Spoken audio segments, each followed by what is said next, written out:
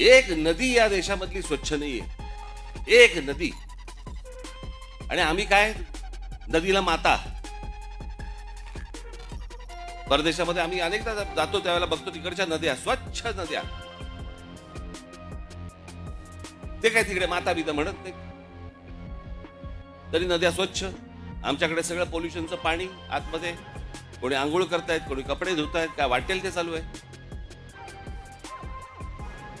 राजीव गांधी असल्यापासून ऐकतोय मी गंगा साफ होणार.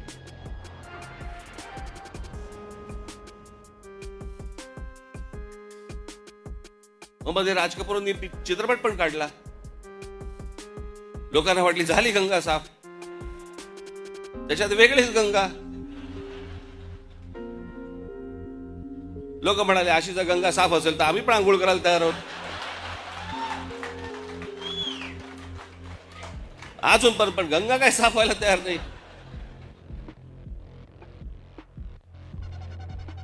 या सगळ्या श्रद्धा अंधश्रद्धेतनं बाहेर या जरा, सगळ्यातनं डोकी हलवा नीट.